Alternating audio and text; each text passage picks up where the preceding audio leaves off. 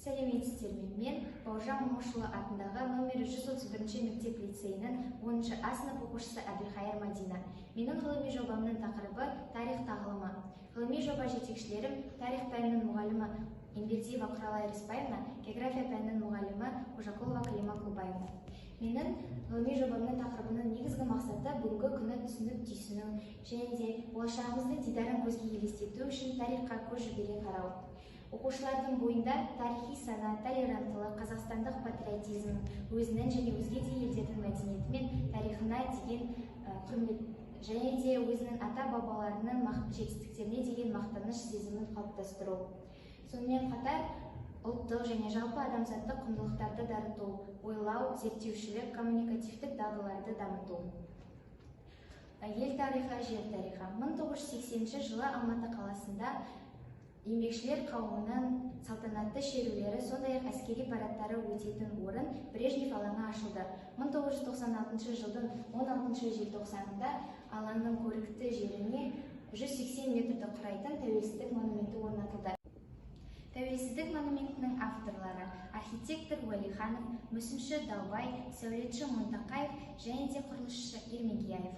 Сонымен қатар осы монументінің орта тұсында бізге тарихи көне жазбалары бар тақтай орналасқан. Ол тақтайда еліміздің тарихындағы ең ірі оқиғалар хабар береді.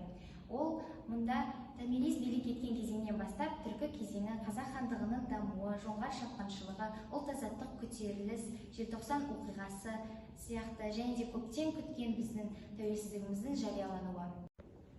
Ғылыми жобаның тақырыбын қорытындылай келсек, тақырыптағы ғылыми жаңалықтар біз білетіндей әлеуметтік экономикалық кеңістіктегі мемлекеттердің даму көзі ол туризм болып келеді. Сондықтан да Қазақстан Республикасының туризмінің қанат жайып дамуына өз үлесімізді қосып, өз мектебіміздің оқушыларына республика алаңы ассамблеясын таныстырып, оларға экскурсия ұйымдастыру еді.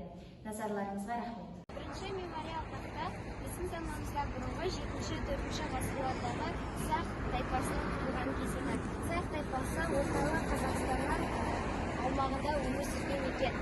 Геродот патшасы жазбаларына сүйенетін болсақ, сақтардың негізгі патшасы Томирис патша еді.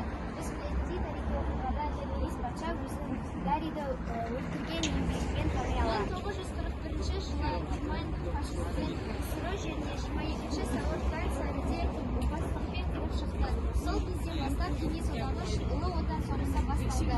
Өздерінің отандарын қорғау үшін кеңес одағы соғысы басталды. Әртүрлі әскери бөлімдер құрылды.